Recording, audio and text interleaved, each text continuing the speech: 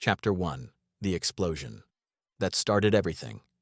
My name is Ren, and the single worst disaster of my life started in a chemistry laboratory. Which, honestly, should have been my first red flag. Nothing good has ever started in a chemistry laboratory. Not once. Not in the entire history of human civilization. But did I know that at the time? No. Because I was running on zero sleep, half a brain cell, and the delusion that my lab partner was a functioning human being. Spoiler, he was not. It began with an explosion, a loud one. Boo-fuff! The sound ripped through the quiet lab like a gunshot at a library. A cloud of thick black smoke erupted from the beaker sitting on the table between us, violently, dramatically, and with absolutely no regard for the 24 hours of work it had just destroyed. For a few seconds, I couldn't see anything. The entire table vanished behind the smoke. Glass rattled. Something rolled off the counter and shattered on the floor. The sharp smell of burnt chemicals punched me directly in the sinuses. Slowly, very slowly, the smoke began to clear. I blinked. Then I froze. Standing across from me was my lab partner, Law. Except his entire face was completely black, covered in soot, head to chin. His hair looked like a lightning bolt had personally victimized it. His eyebrows were somewhere under the ash, probably praying for rescue. He blinked once, then twice. Then, and I cannot stress how much I did not need this, he gave me a sheepish little smile. "Bro," he said slowly. "I can explain." No, he couldn't. I stared at him. Then I looked down at the table, the beaker, our experiment. The solution that had taken us 24 hours to prepare was now bubbling like a toxic witch's cauldron auditioning for a horror movie. For a moment, my brain simply refused to participate. It looked at the situation, said absolutely not, and clocked out. Then reality kicked in. "What have you done?" I shouted. Law immediately threw both hands up like a criminal who'd been caught mid-heist. "Bro, I'm sorry. I swear I followed the manual." I grabbed the measuring pipette from the table and pointed it at him like a weapon. Because at that moment, it basically was one. "You added hydrogen peroxide," Law blinked. "Yes?" "The manual said 2 milliliters of water." Law slowly looked down at the destroyed experiment, then back at me, then back at the beaker. You could practically hear the single gear in his brain grinding to a halt. Oh. I felt my entire soul detach from my body.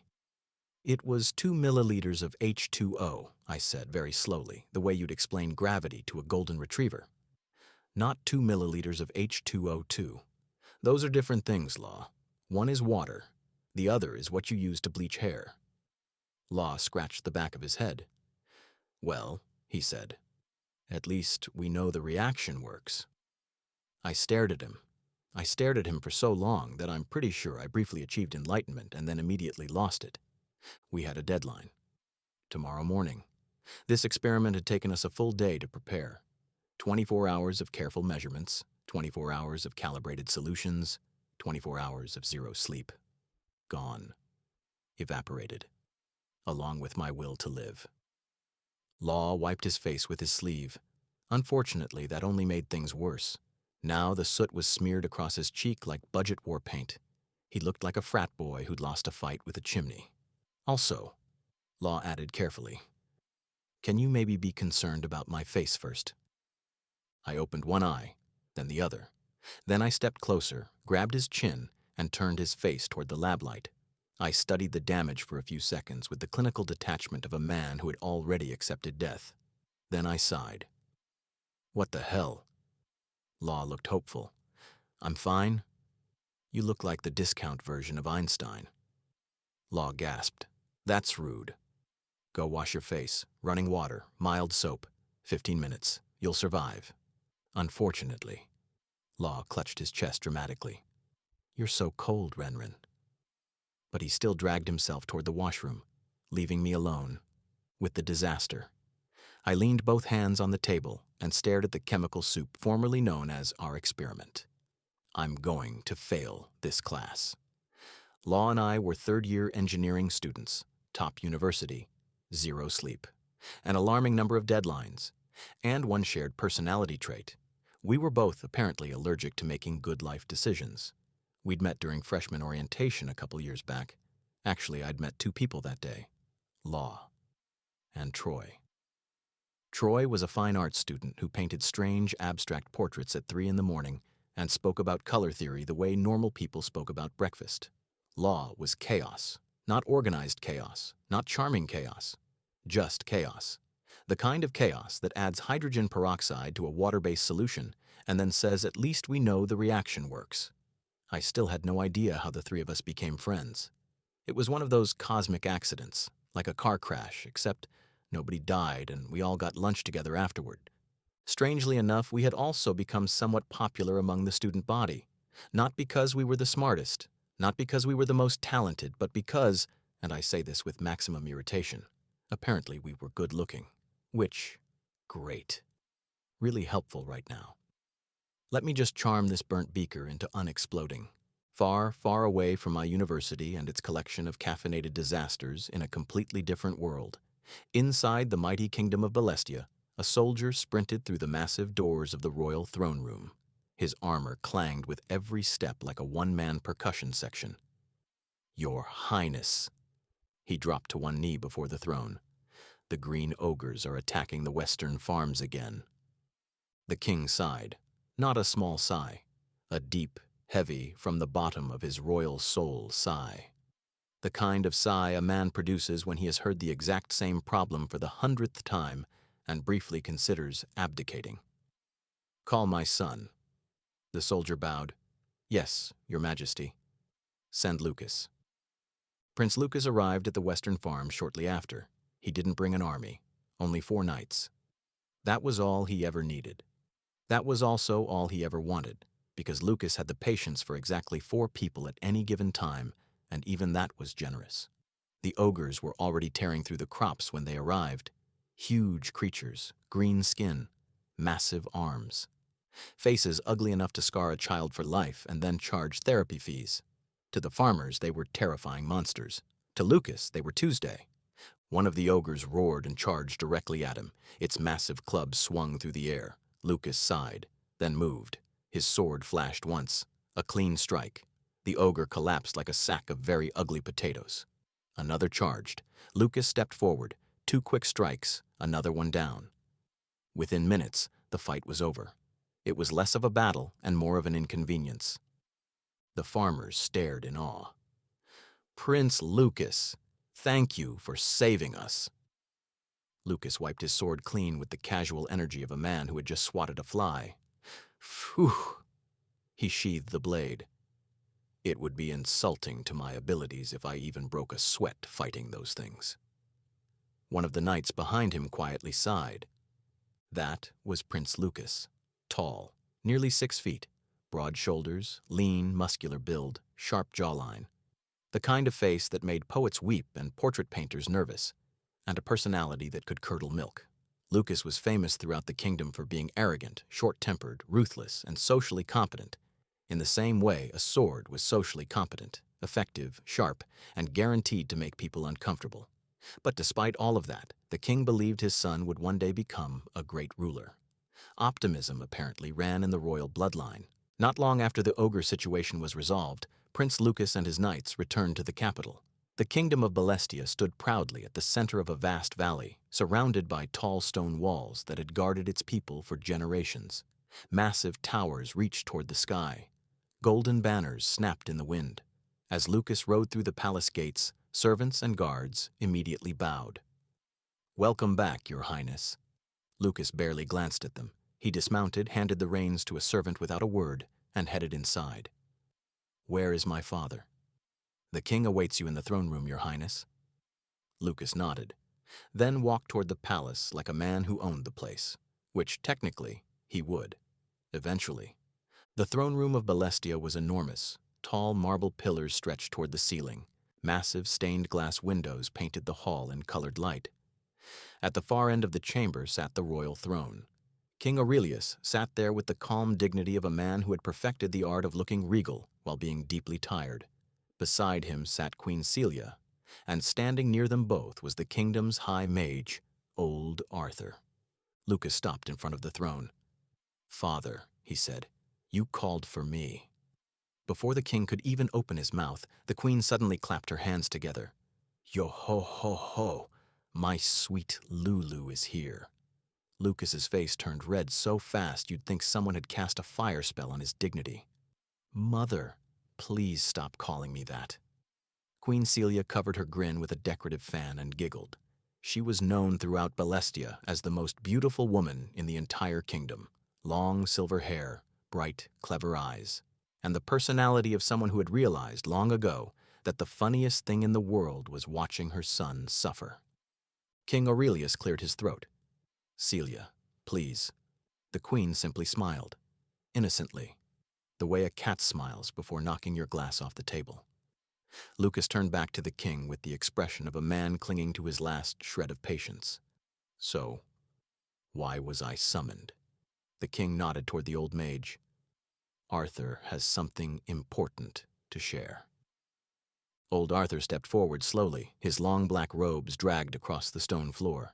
His eyes were ancient, wise, and currently filled with the kind of concern that made everyone in the room straighten up. The fates have spoken. The chamber went dead silent. Even Lucas stopped looking annoyed for half a second.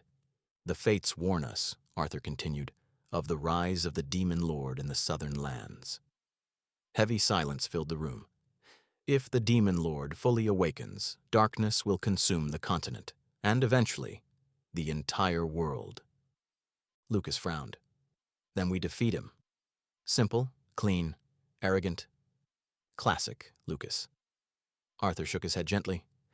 The prophecy says otherwise. Lucas crossed his arms. Meaning?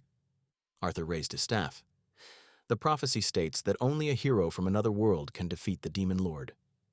Lucas stared at him for a long moment.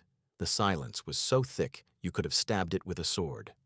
You're telling me, Lucas said flatly, I cannot defeat him myself. Arthur bowed his head slightly. You are extraordinarily powerful, Your Highness, but the words of the fates cannot be changed. Lucas's jaw tightened. He looked like a man who had just been told the sun didn't revolve around him and was taking it personally. So what do you need me for, then? Arthur smiled faintly. You will serve as the hero's anchor. Lucas raised one eyebrow. My what? The hero must be summoned from another world. But to stabilize the connection between dimensions, we require the blood of a royal with powerful mana. Lucas looked deeply unimpressed. And that royal would be me. Yes. A beat. Then a slow smirk crept across Lucas's face. So, technically, if the hero is connected to my blood, he would be under my authority. Arthur hesitated. If one chooses to interpret it that way. Lucas shrugged. Fine. When does this summoning happen? Arthur looked toward the window. The sky outside was darkening. Tonight, under the full moon. Queen Celia suddenly laughed softly behind her fan. Yo-ho-ho-ho. Lucas turned toward her, immediately suspicious. Mother, why are you smiling like that? Oh, nothing. She waved her fan. I'm just ever so curious to see the hero you bring home. She paused. I do hope he's handsome. Lucas's eye twitched. That is completely irrelevant. Of course it is, dear. Meanwhile, back in the land of burnt chemicals and shattered dreams, Law had returned from the washroom with his face finally clean. Well, mostly clean. There was still a faint gray smudge near his ear that made him look like he'd been lightly haunted. Bro, he said nervously, what are we going to do now? Ren was still staring at the ruined experiment with the hollow gaze of a man watching his GPA dissolve in real time. We redo it. Law blinked. Tonight, we pull another all-nighter. Law shifted uncomfortably. About that, Ren slowly turned toward him, the way a security camera turns. Law laughed nervously. You know I'm grounded, right? My dad will literally end me if I get home late again. Ren's left eye twitched.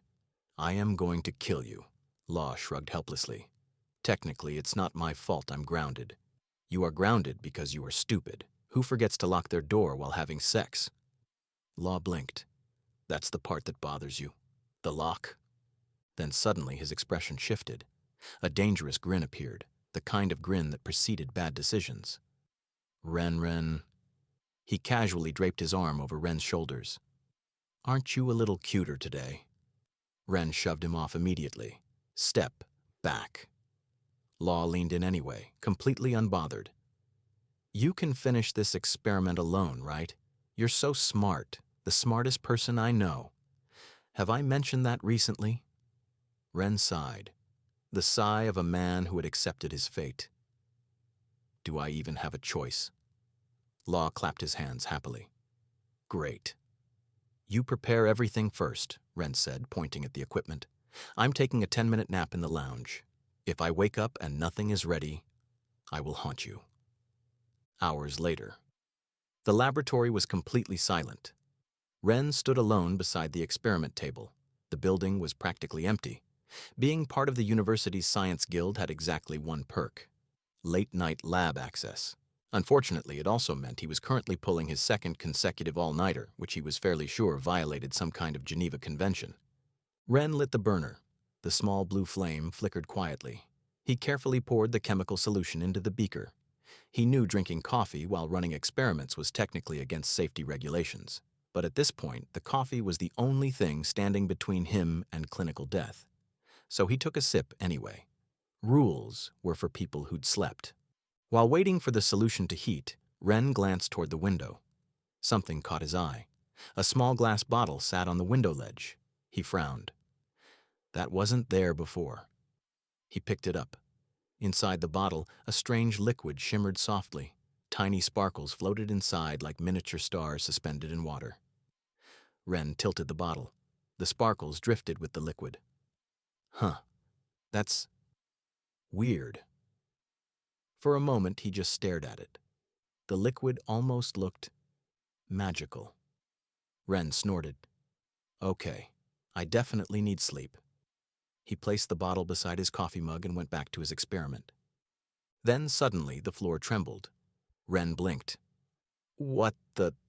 The shaking got stronger. Beakers rattled across the table. An earthquake? Seriously? Tonight? Of all the nights in the entire calendar year. Ren scrambled to turn off the burner. The shaking became violent. The beaker tipped over. Chemical solution spilled everywhere. His coffee cup fell. The mysterious glass bottle crashed to the ground and shattered instantly. Ren instinctively reached down to catch it. The broken glass sliced across his fingers. Ow! Blood dripped onto the floor and mixed with the strange glowing liquid. And then something happened that definitely should not have been possible in a chemistry lab. The mixture began to glow. Bright, then brighter. Ren stared at it. Excuse me. The glowing liquid started swirling across the floor like it was alive, like it had plans. Then, because apparently the universe had decided tonight was Ren's personal nightmare, a dark portal opened above him. Ren's jaw dropped. Seriously? First the explosion, then the all-nighter, then the earthquake, and now a black hole. He stumbled backward. I didn't sign up for this. I'm an engineering student. But before he could finish his very reasonable complaint, the portal pulled him upward, and everything went dark. At that exact same moment in the kingdom of Bellestia, the royal courtyard was bathed in the silver glow of the full moon. A massive magic circle had been drawn into the stone floor, intricate symbols surrounding it like a web of ancient glowing text. Old Arthur stood at the center, his long robes swaying in the night wind. Around the circle stood the king, the queen, Prince Lucas, and his 4 knights. The air felt heavy and electric, the kind of tension that made the hair on your arms stand up and your instincts whisper that something was about to happen, and you could not stop it. Arthur raised his staff. The preparations are complete. The king nodded. Then begin. Arthur stepped into the circle as moonlight poured down from above. One by one, the symbols began to glow. Soft white lights spread across the formation. Arthur began to chant, his voice echoing through the courtyard, ancient, resonant, and heavy with power. O thy light that swallows the darkness, make thy path among the worlds, and summon thee. The symbols blazed brighter. The ground trembled. I call thee, hero of light, who shall purge the darkness, who shall strike down the demon lord. The The magic circle flared and a pillar of white light shot toward the sky. Lucas watched with his arms crossed and his enthusiasm at an all-time low. "So this is the hero we're summoning," he muttered. "If he's weak, I'm sending him back." Queen Celia chuckled beside him. "Oh, Lucas, don't be rude. I'm sure he'll be lovely." Lucas scowled. "I don't need lovely. I need strong." "Prince Lucas," Arthur called. Lucas stepped forward. "It is time." Lucas sighed, then drew the small ceremonial knife from his belt and without hesitation sliced the tip of his finger. A single drop of blood formed. Arthur pointed toward the center of the magic circle. "Let the blood of royalty become the anchor between worlds." Lucas flicked his finger. The droplet fell. The moment it touched the glowing symbols, everything changed. The white light turned crimson. A violent surge of energy exploded from the circle. Wind roared through the courtyard. The sky above them twisted like reality itself had been torn open and was not happy about it. A dark portal appeared in the air. Arthur's voice rose above the chaos. "O thy blood be the chain that binds two worlds. O thy blood be the anchor that guides the chosen one. Magnus Luminos." The portal exploded with light. Meanwhile, Ren was no longer in the laboratory. He was floating, or falling, or spinning. Honestly, it was hard to tell. All three felt equally terrible. Darkness surrounded him. Endless, absolute darkness. No floor, no gravity, no anything. What is happening? He spun slowly in the void. His stomach did things stomachs should never do. This has to be a dream. This is a stress hallucination. I'm going to wake up face down on my lab table with coffee in my hair and a very stern email from my professor. But before he could finish convincing himself, a powerful force grabbed him and yanked him downward. The darkness shattered. Light exploded. And Ren fell. Back in Bellestia, the magic circle flared one final time. The portal twisted, warped, and spat something out. A human figure dropped from the sky and crashed into the center of the glowing circle. Everyone gasped. The portal snapped shut. The courtyard fell silent. For several long seconds, no one moved. Then Arthur stepped forward carefully. "The summoning," he whispered, "was successful." The figure lying in the center of the circle slowly became visible under the moonlight. A young man wearing strange white clothing, a long coat, a dark blue tie loosened and crooked, messy black hair that looked like it had been through at least 2 natural disasters. He looked small compared to the warriors of Bellestia, but undeniably, irritatingly handsome. Queen Celia's eyes lit up. "Oh my. He's beautiful." Lucas raised one eyebrow. "That's the hero." The boy suddenly stirred. His fingers twitched, then his eyes slowly opened. Everything was blurry. Ren groaned. "Ugh." His head was pounding. His body felt like it had been put through a washing machine on the spin cycle. The last things he remembered: the lab, the earthquake, the glowing liquid, the portal, and then the deeply unhelpful realization that physics had apparently stopped applying to him. Ren slowly sat up. His vision cleared. And that's when he realized something was extremely wrong. He was not in the lab. He was sitting in the middle of a glowing circle carved into stone. Dozens of strangers surrounded him, people in armor, royal clothing, strange robes. A king on a throne, a queen with a fan. And standing directly in front of him, towering, broad-shouldered, sharp-eyed, and radiating the energy of a man who had never been told no in his entire life, was the most annoyingly handsome person Ren had ever seen. Ren blinked. His brain, still running on fumes and betrayal, attempted to process the situation. It failed. He tried again. Still nothing. So he did the only thing he could. He opened his mouth. "Who are you people?" The courtyard erupted. "The hero has awakened." "The summoning worked," Queen Celia clapped joyfully. "Oh, wonderful." Lucas, however, said nothing. He simply stared at Ren. His sharp eyes scanned the boy from head to toe. Small frame, soft features, a bewildered expression that screamed, "I have no idea where I am and I would very much like to leave." Lucas frowned. "That's the hero?" Ren looked around again, then down at himself. Still wearing his lab coat, still holding a shard of broken glass from the mysterious bottle, and still smelling faintly of burnt chemicals and regret.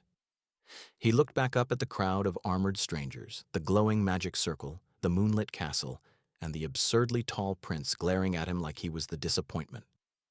Ren blinked once, then twice.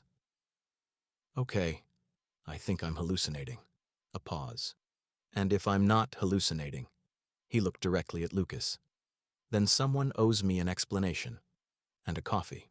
Chapter 2. What kind of tradition is that? Who are you people? I blinked several times, trying to force my eyes to cooperate. At first, the world looked like someone had smeared wet paint across my entire field of vision. Colors bled into each other. Shapes moved in ways that shapes were not supposed to move. My head felt like someone had filled it with warm cement and then shaken it. I rubbed my eyes. Slowly, painfully slowly, the blur began to fade. And when it did, I really, really wished it hadn't. There were people around me. A lot of people. They stood in a wide circle, all staring down at me with the same intense, slightly unhinged curiosity someone might give a stray kitten they'd found inside a cathedral. Except I was the kitten, and this was, I looked around, definitely not a cathedral. My brain took in the scene and immediately filed a formal complaint. The people around me were wearing clothes that looked like they'd been pulled directly from the fantasy royalty section of a costume warehouse that took itself way too seriously. Some wore shining armor. Others wore long embroidered robes with so much gold thread they probably constituted a fire hazard. A few had cloaks so dramatic that they swept the floor behind them like fabric-based entourages. One man had a sword that was almost as tall as I, which felt like a personal attack on multiple levels. I turned my head left. More medieval cosplayers. I turned my head right. Even more medieval cosplayers. Okay, I muttered. Either I've joined a cosplay convention without realizing it, or I'm having a medical emergency. Both feel equally likely.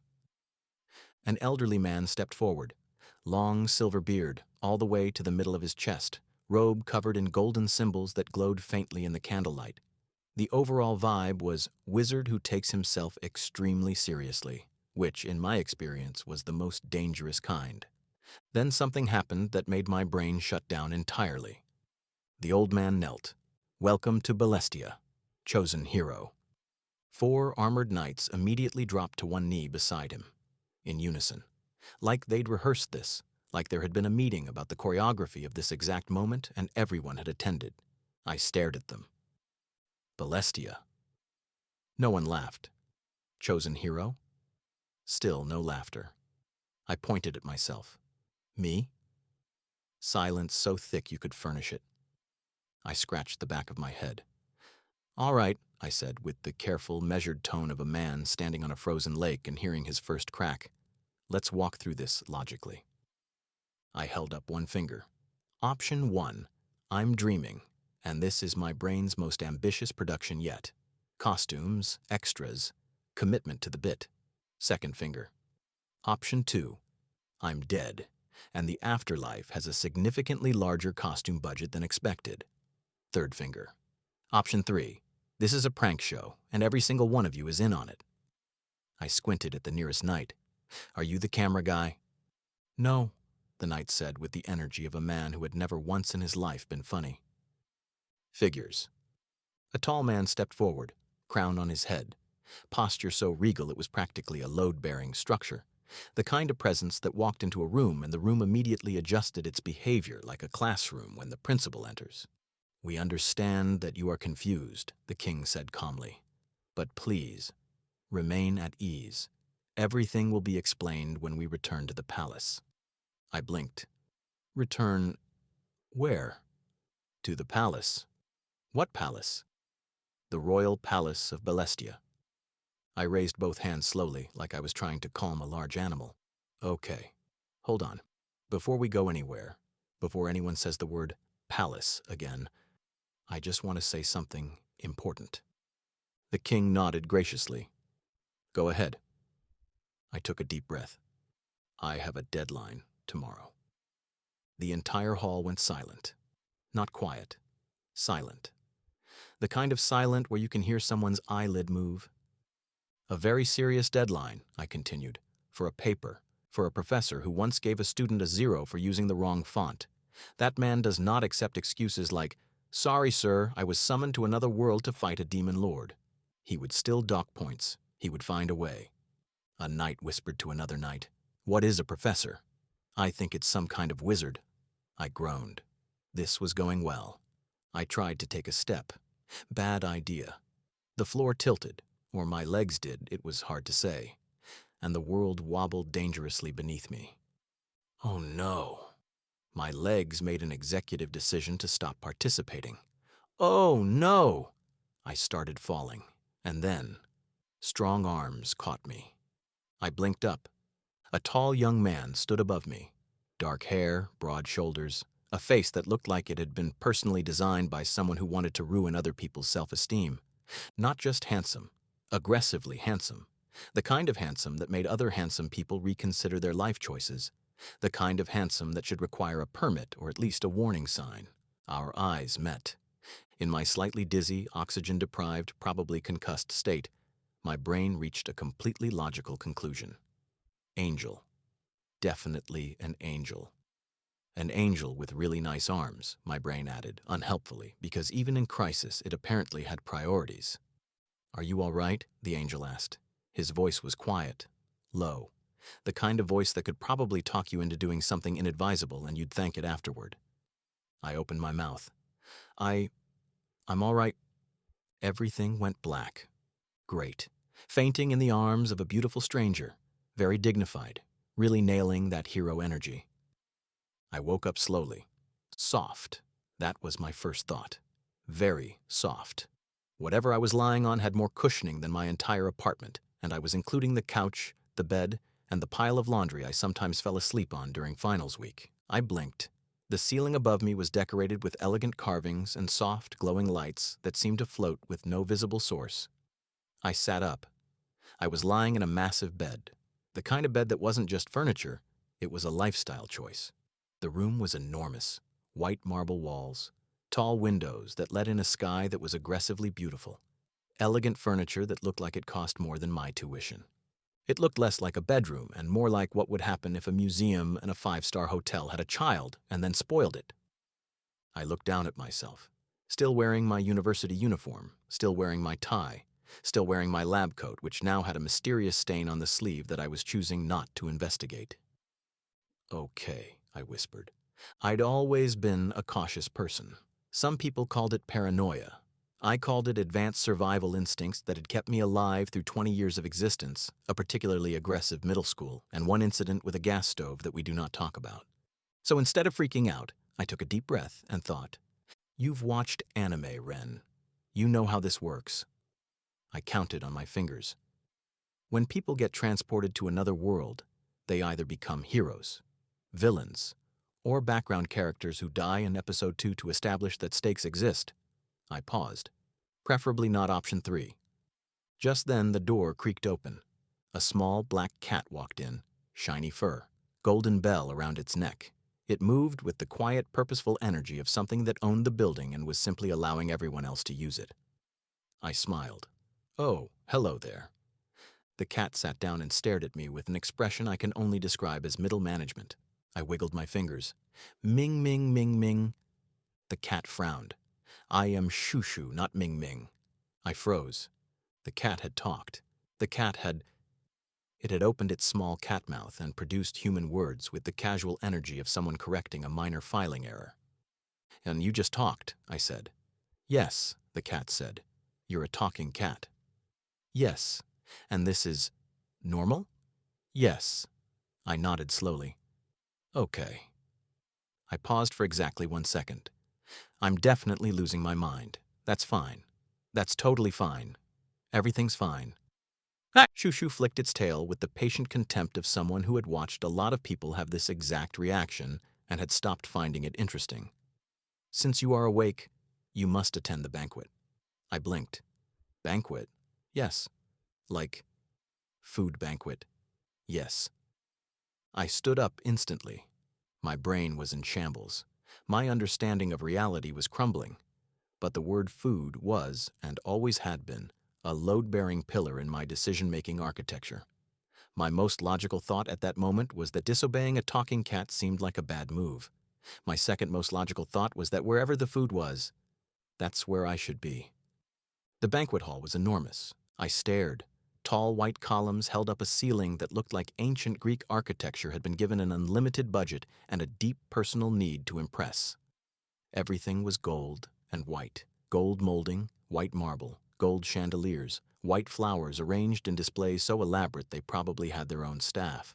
But what caught my attention, what actually made me stop walking and forget briefly that my life had completely fallen apart, was the roof.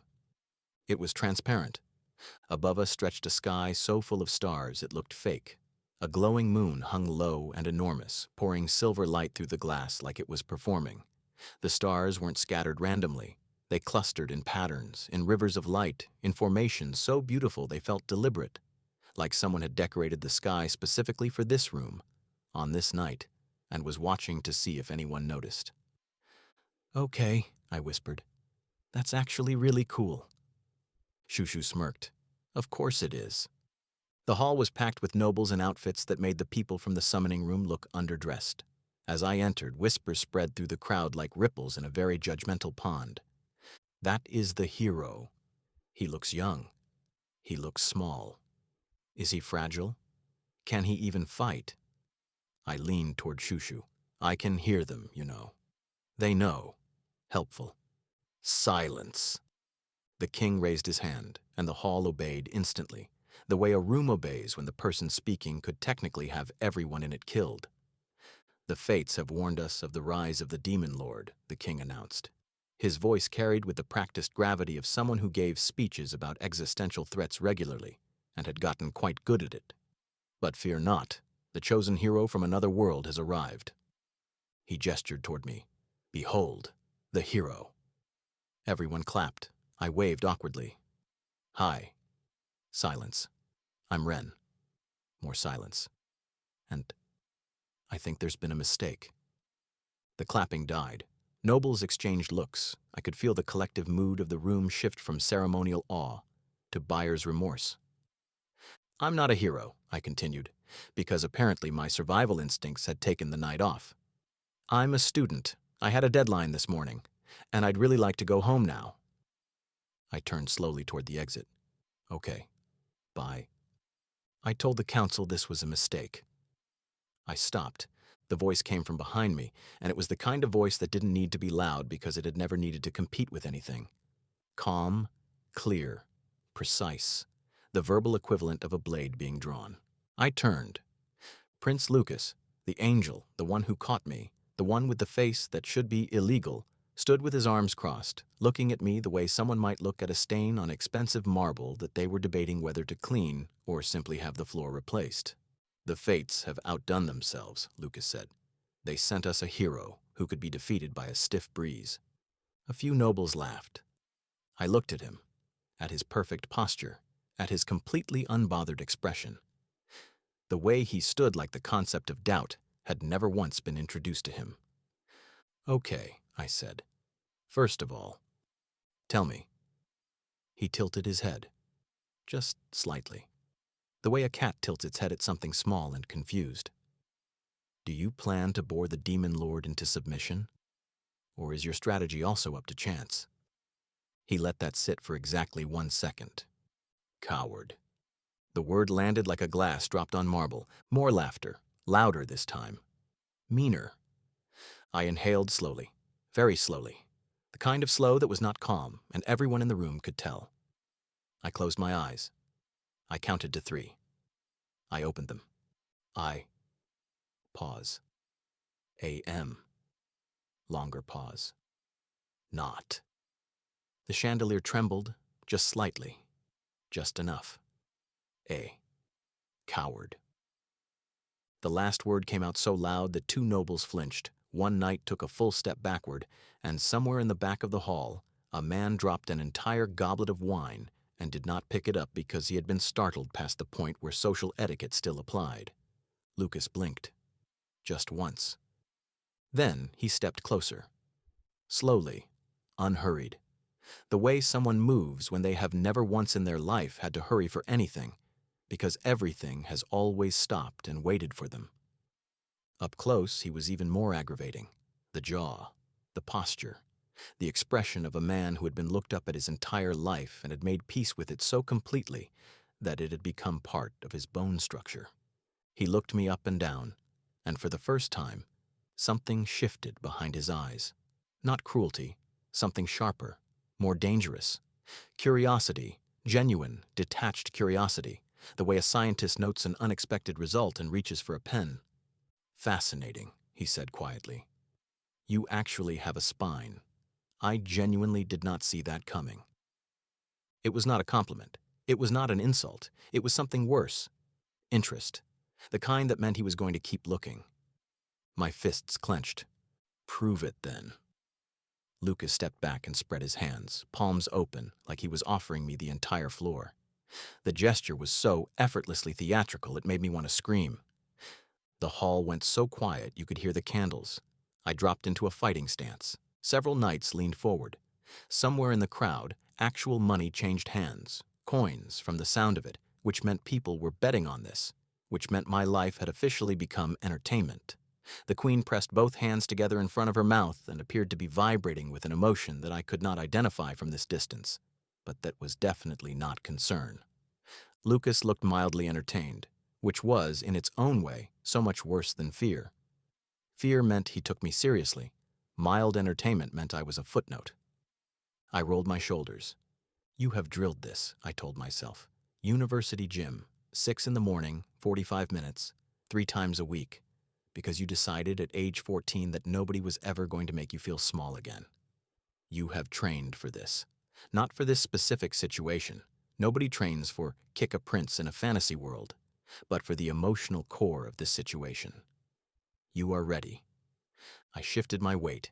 Quick upward kick, clean, precise. The kind that ends an argument efficiently and without excessive paperwork. I pulled back. I launched, and Lucas, at the exact, cosmically unfortunate moment of impact, leaned forward to say something. Wham! The hall did not gasp. The hall made a sound that had never been made in that room before, would never be made again, and existed somewhere between a collective wince and a noise that had no name in any language because no language had ever needed one. Lucas went completely still. His face did something extraordinary. It went pale, then a color with no name, then a shade of green that was deeply personal. Then, with the slow, terrible gravity of a very tall tree, his knees gave out. He went down. He landed on the marble with a silence that under absolutely any other circumstances would have been impressive. The hall held its breath. Then, from somewhere near the back, a very small voice said, "That was below the belt." A beat. Literally. The room erupted. Not in outrage, in the barely suppressed, hand-over-mouth, desperately trying not to noise of people who knew they absolutely should not be laughing and were losing that battle completely. The king stared at the ceiling like it contained answers. 3 different knights turned to face the wall. And the queen. The queen let out a sound she would later describe as a cough, but which was unmistakably a laugh so joyful it bordered on spiritual.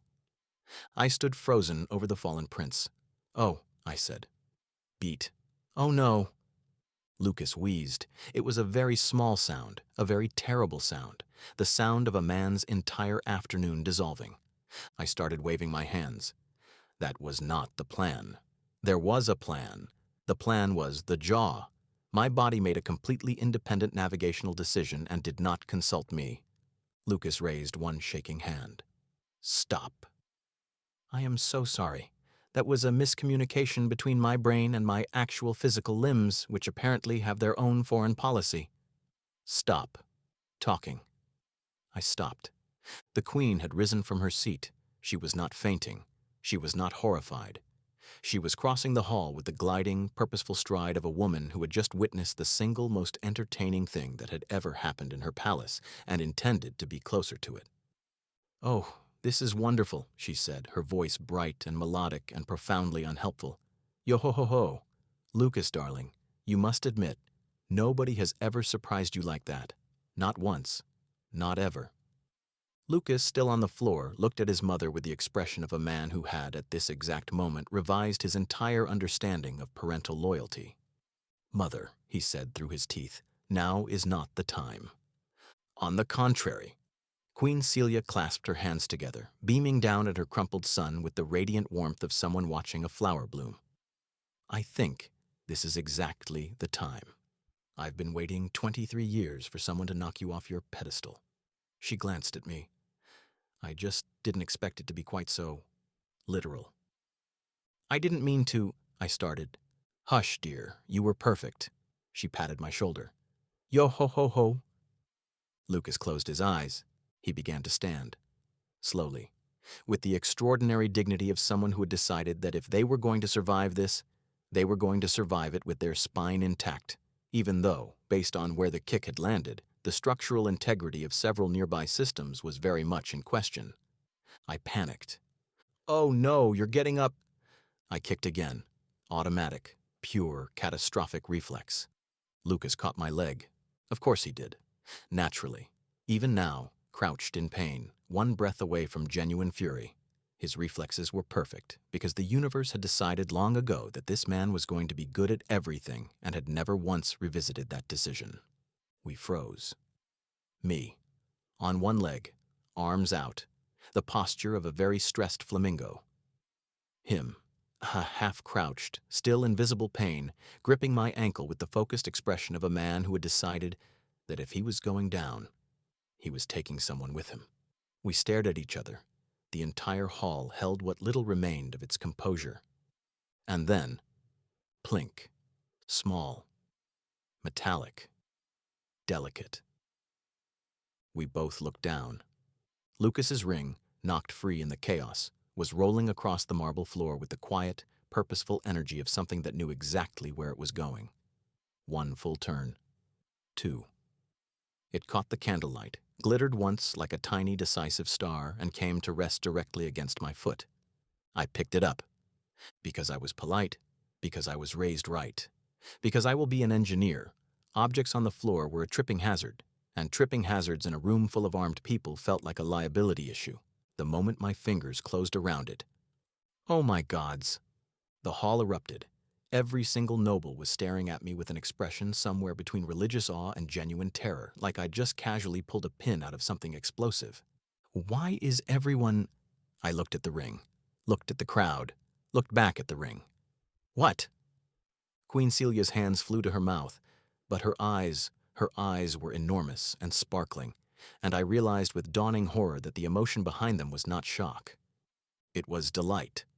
I turned to Lucas. He was staring at the ring with the expression of a man watching his house burn down, and then, impossibly, catch fire a second time from a completely different direction. Here, I said, doing the logical thing, the reasonable thing, the only sane thing. I crouched down beside him and took his hand. Take your ring back. And I really am sorry about the situation. Please don't execute me. I've never been executed before, and I'd really like to keep that record. I pressed the ring into his palm. Lucas went rigid. Not the rigid of pain. Something else. Something worse. Something that started in his hand where our skin touched and spread outward through his entire body like a crack through ice.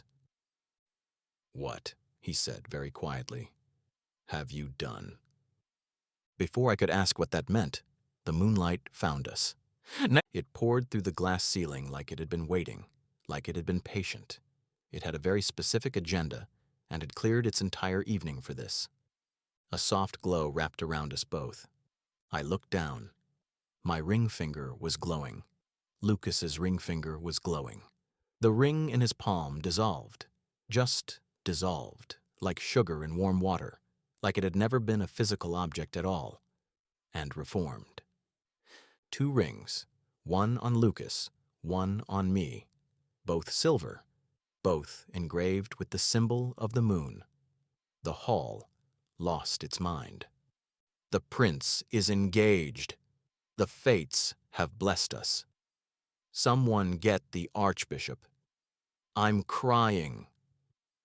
2 knights were hugging. Somewhere in the back, someone was already weeping openly. The queen had not fainted, had not needed smelling salts, had not even sat down.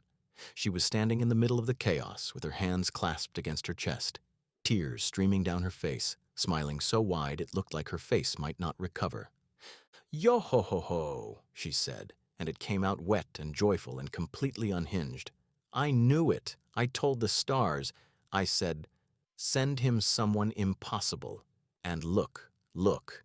"Mother," Lucas said from the floor, in a voice that could have frozen lava, "please, stop." "He kicked you and proposed in the same evening, Lucas. The fates have a sense of humor after all." "That is not what happened." I sat on the cold marble floor. I looked at my hand for a very long time, then at Lucas's hand. Same ring, same moon, same catastrophic, life-altering, completely impossible to explain situation. I turned slowly to the cheering crowd. "Why are you all celebrating?"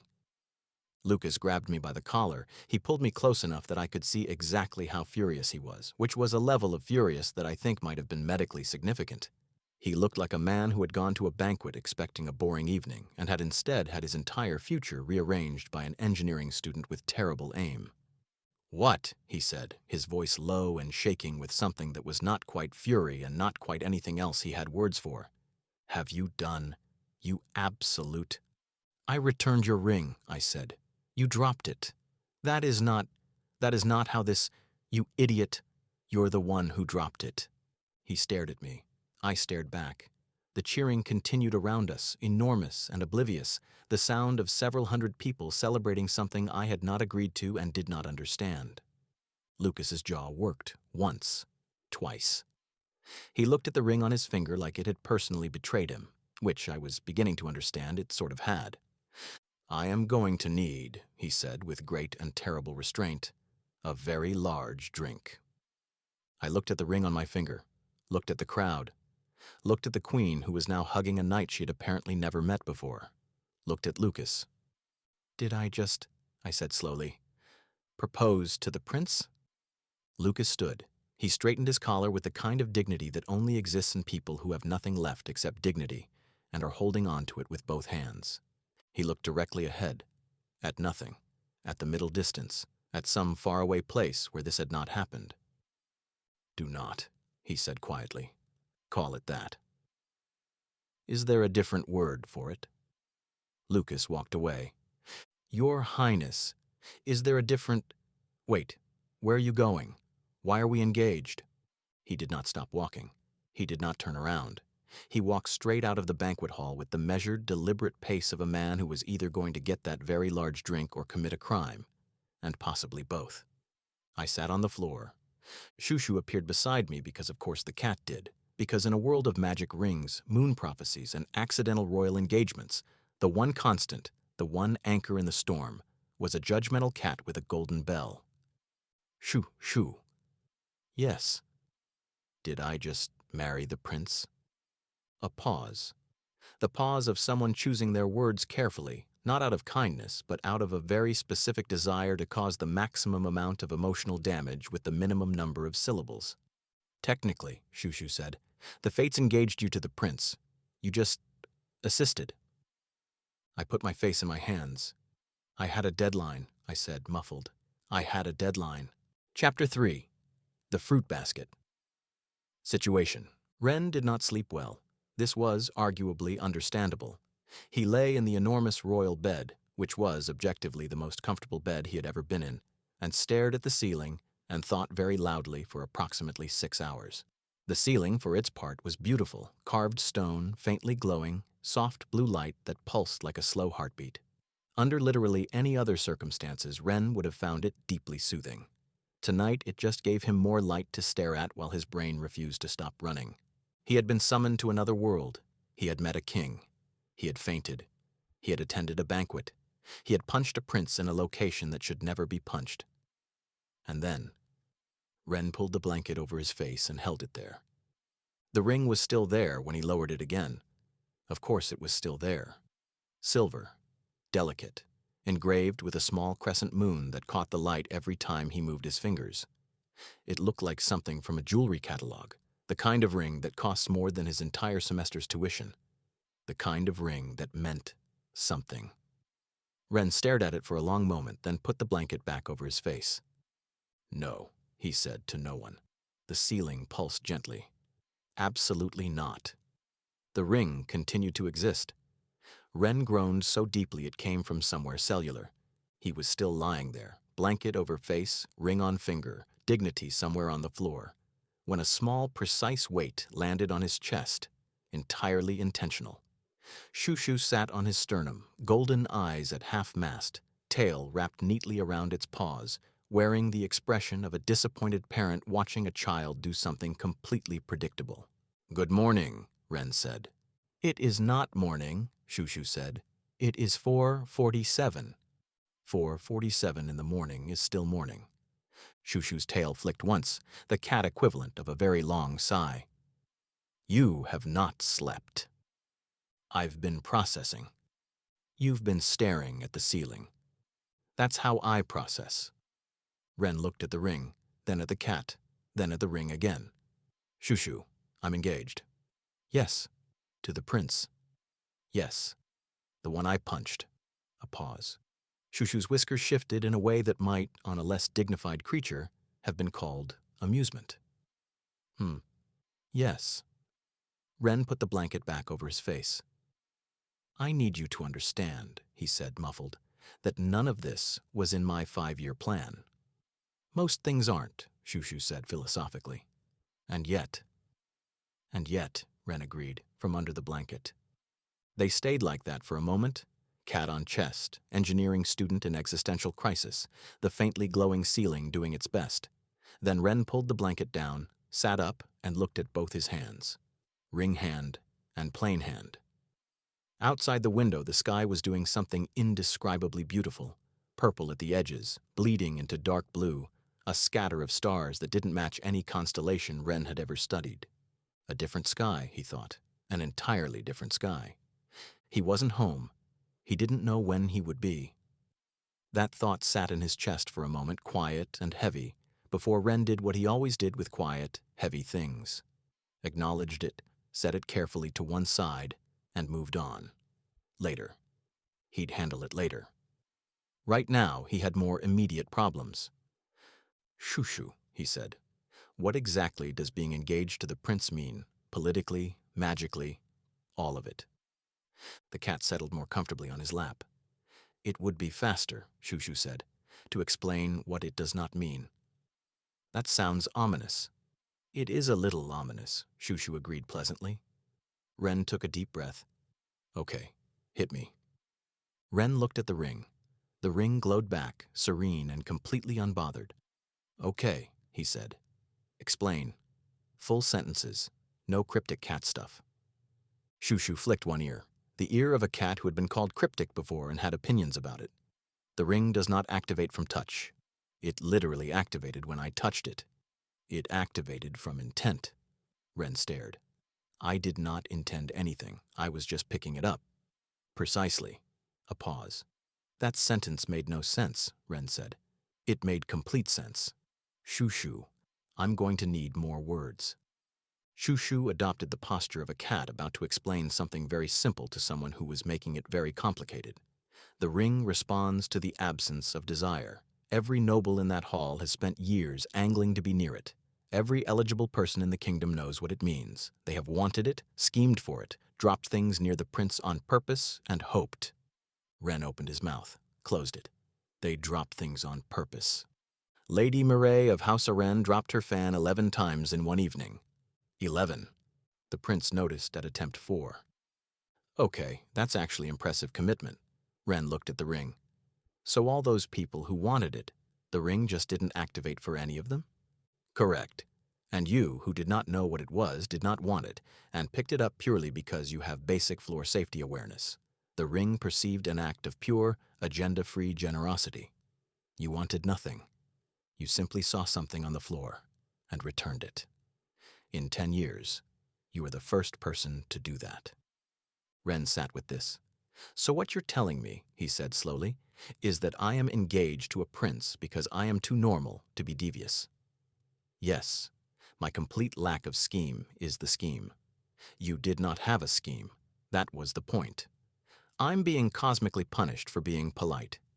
"You are being cosmically rewarded," Shushu said. "The ring considered it a gift. The ring and I have very different definitions of reward." Ren held up his hand. The crescent moon caught the light and held it pleasantly. "Can I speak to the ring?" Can I file a complaint? Is there a magical grievance process? There is not. Is there a form? Anything? Also no. Ren dropped his hand. Shoo shoo. I picked up one ring, off one floor for 0 reasons. And now I'm engaged to a prince who hates me, possibly in line for a throne, and expected to defeat a demon lord. You are 4th in line, actually, Shushu said. There are 2 cousins. 4th. It is largely ceremonial. Largely? The cousins are very healthy.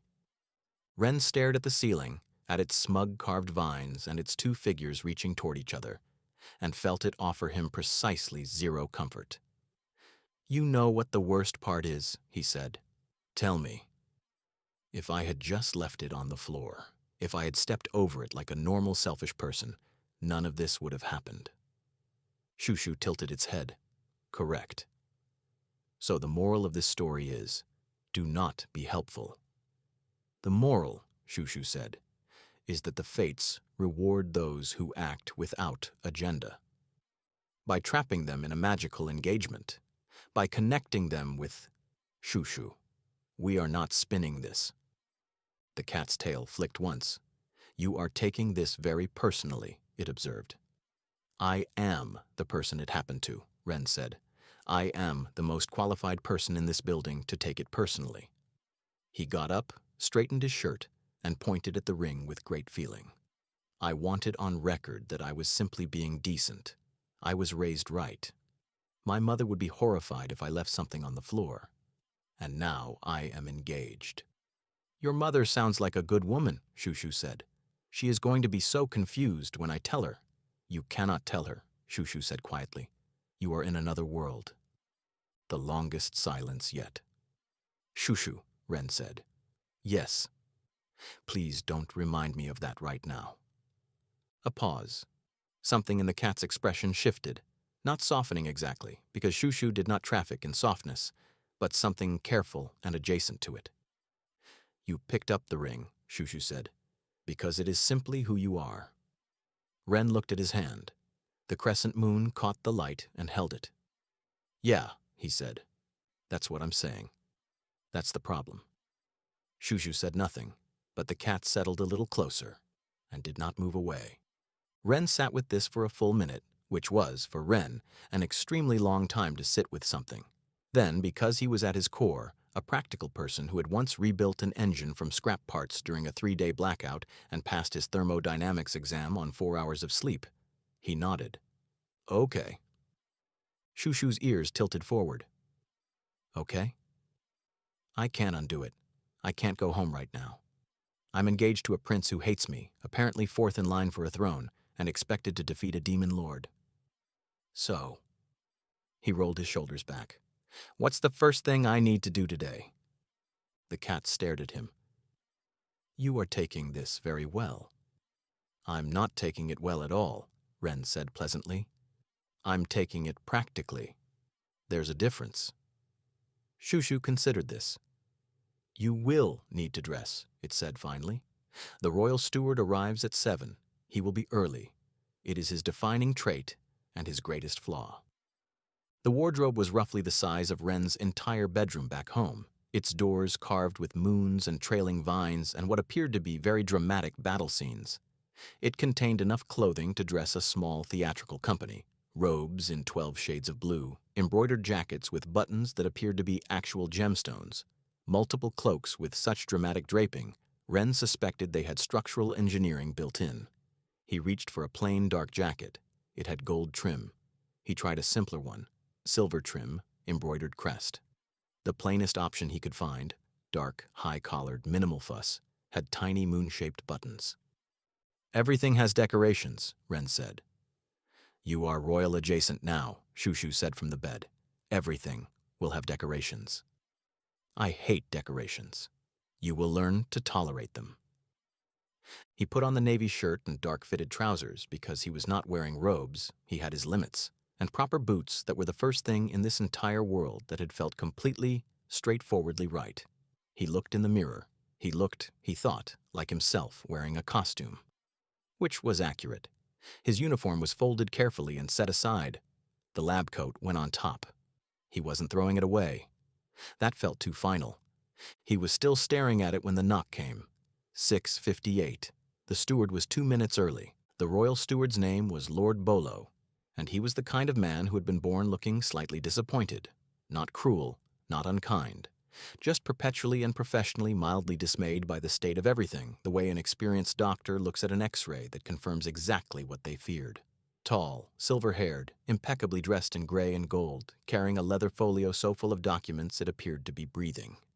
He looked at Ren. Ren looked at him. Bolo's gaze traveled from the plain dark shirt to the practical trousers to the very normal boots, and something moved across his face that Ren recognized immediately. The expression of a man rapidly revising his expectations downward, then revising them down again, just to be safe. "Lord Ren," Bolo said with a bow that was perfectly correct and contained absolutely no warmth. "Just Ren is fine," Ren said. "Lord Ren," Bolo said again and opened his folio. Ren decided not to fight this battle today. He gestured to the chairs by the window, which overlooked a garden in full bloom despite what appeared to be early autumn, and they sat. Ren like someone who had not spent the night catastrophizing under a blanket. Bolo like a man who sat correctly everywhere, always, including probably in his sleep. "The moon binding has not activated in 63 years, Bolo said. "The court is—" He paused, searching for the word. "Enthusiastic," he settled on in the tone of a man describing a house fire. "How enthusiastic?" Bolo placed a sheet of paper on the table between them. It was a list. It was very long. "These are the congratulatory correspondences received since last night." Ren looked at the list, then at Bolo. "There are 47 items on this list. 51, I updated it this morning. It's barely 7. Lords Marchbanks and Henley sent theirs at 4 in the morning. They are known for their enthusiasm." Bolo produced a second sheet and placed it on top of the first. This one was longer. "Most are fruit arrangements," he said in the tone of a man who had spent his morning cataloging fruit and had thoughts about it. "Lord Cassian sent 3. Lady Varick sent a tower of crystallized moonberries. Duke Heron, 92 years old, has not left his estate in a decade, apparently arranged to have an entire crate of silver pears delivered before dawn." Ren looked at the list, then at the door, then back at Bolo. "Are they outside my room? The fruit arrangements?" "Yes." "How many?" Bolo's expression didn't change, which somehow made it worse. "At last count," he said, 17. Ren sat with this. "Lord Bolo." "Yes." "Is there a protocol? For the fruit?" "I don't know what I'm supposed to do with 17 fruit arrangements." For a brief, startling moment, something crossed Bolo's face that was almost sympathy. "I will have them distributed to the palace kitchens," he said. "They will go toward tonight's banquet dessert course." "There's another banquet." "There is always another banquet." Ren rubbed the bridge of his nose. Bolo turned to a fresh page. "Now, your schedule." "I have a schedule already?" "You had a schedule within an hour of the binding." His pen was already moving. "Breakfast at 8, East Dining Hall with Her Majesty the Queen, who is, and I say this with the greatest professional respect, extremely delighted. I recommend preparing yourself emotionally. She has been waiting for Prince Lucas to show any romantic development for 6 years. She has opinions, she will share them." "Extensively." Ren made a small sound. "Following breakfast, you will meet with the Royal Magical Advisor to discuss the nature of the binding. Following that, a brief ceremony to formally register the engagement in the Royal Archives. Following that—" "Hold on," Ren raised a hand. "All of that is before lunch?" "Before noon," Bolo confirmed. Ren stared at him. "In my world, I had a class schedule. It had 4 things on it per day, and I still sometimes missed the last one because I lost track of time in the lab." Bolo looked at him for a long moment and filed this away under something that was probably labeled concerns. "Yes," he said. "Well, you are not in your world." "No," Ren agreed. "I'm not." A small silence. "You are handling this remarkably calmly," Bolo observed, with the faint suspicion of a man who had seen calm as a warning sign before. "I'm panicking internally," Ren said. I just have a good face for it. Bolo looked at him for another long moment. Then, and Ren would later decide this was the exact moment he decided he liked Bolo, the steward said with perfect professionalism, I will add a 10-minute buffer between your morning appointments. Thank you, Ren said with genuine feeling. Don't thank me, Bolo said. I'm doing it for the schedule. The East Dining Hall was smaller than the banquet hall in the same way that a lake is smaller than an ocean. Ren arrived 2 minutes early because Bolo had, without comment, personally walked him there and deposited him at the door with the quiet efficiency of a man relocating a confused animal to safer territory. The Queen was already there. Queen Celia of Bellestia was, Ren thought, the most elegant person he had ever seen.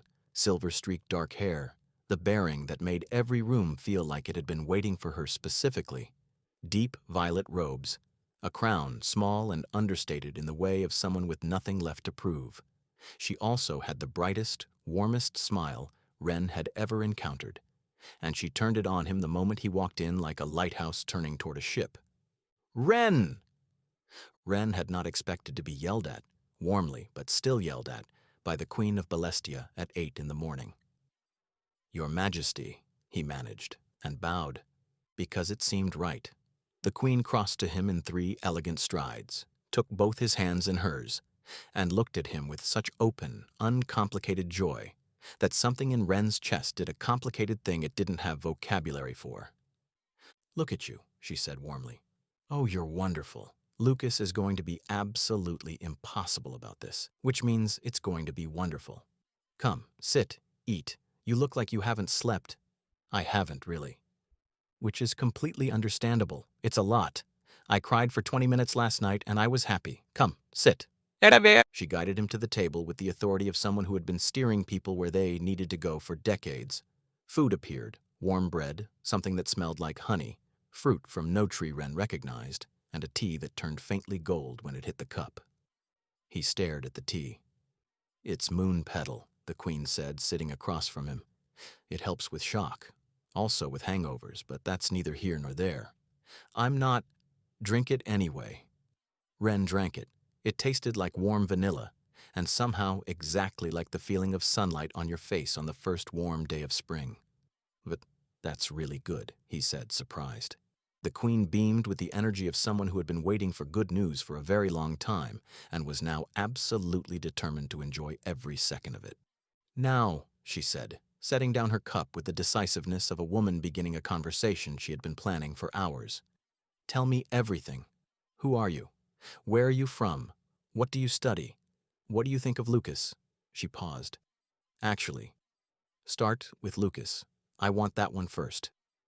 Ren opened his mouth, closed it. He considered the diplomatic options. Very composed.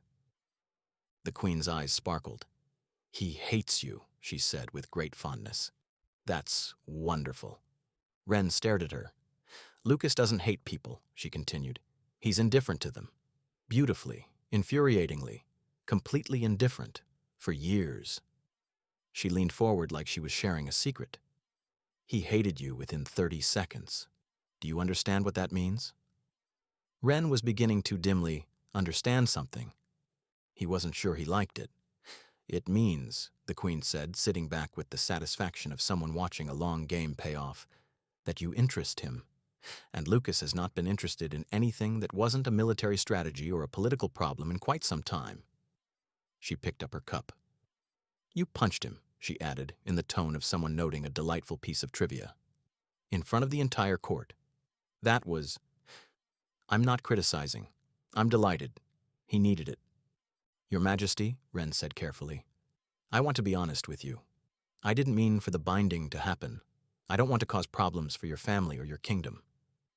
The Queen set down her cup and looked at him directly, still warm but steadier now, the smile of someone who had been ruling long enough to know when someone was being genuine. I know, she said, and I appreciate that. But the binding chose you, Ren. The fates do not make mistakes, irritating as that is sometimes. A slight curve of her mouth. You are here, and whatever happens between you and Lucas, you are under my protection, in my house, and at my table. That is not nothing. Ren looked at her. Something in his chest settled, just slightly. "Thank you," he said quietly. The Queen smiled, the lighthouse beam, full force, and handed him a small moon-shaped pastry across the table. "Now," she said, "tell me about your world. Start from the beginning. I want to know everything." And for the next 40 minutes, somewhat to his own surprise, Ren talked. He was somewhat reluctantly starting to like Bellestia. This felt like a betrayal of something, his thesis probably, or the very disappointed face his academic advisor was going to make. But the palace corridors were genuinely beautiful, all arching stone and soft light and windows looking out over gardens in perpetual bloom, and after 40 minutes with the Queen and 2 cups of moon-petal tea, Ren was in a meaningfully better state than he'd started in. He was heading back to his room, via what Bolo had assured him was the correct corridor, which Ren was 60% sure he believed, when he turned a corner and stopped. Lucas was coming the other way. They both stopped at exactly the same moment, at exactly the same distance, with exactly the same expression, primarily the expression of someone who had been hoping to avoid this for at least another few hours. Lucas was in full formal attire, dark navy, silver detailing, his crest on the chest, every inch precisely correct. His dark hair was neat, his posture was impeccable. He looked like he had slept perfectly and begun his morning with vigorous exercise and a confident sense of self. He looked, in other words, like the exact opposite of how Ren felt. Ren was at least wearing clean clothes. He counted this as a small victory. "Your Highness," Ren said, because something had to be said. Lucas looked at him with the expression of someone reading a mildly objectionable document. "Lord Ren," he said. "Just Ren is—" "Lord Ren," Lucas said again. Ren closed his mouth. Lucas looked him over once, quickly, efficiently, the way he probably assessed everything, then fixed his gaze on a point approximately 6 inches to Ren's left. "You are going the wrong way," he said. "Your room is in the east wing. This corridor goes to the west gallery." Bolo said. "Bolo gave you directions from the east dining hall. You took the second left instead of the third.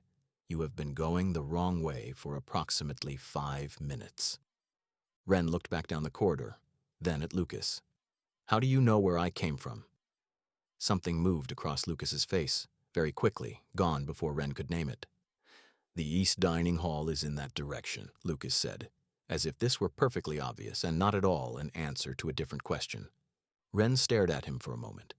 Then, because he had been awake since 4:47 and had consumed 2 cups of tea and exactly 1 moon-shaped pastry and was operating at significantly reduced capacity, he said, "Did you have breakfast?"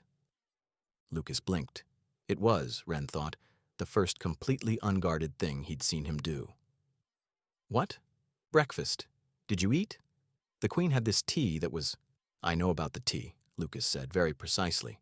"I grew up in this palace." "Right, obviously." Ren rubbed the back of his neck.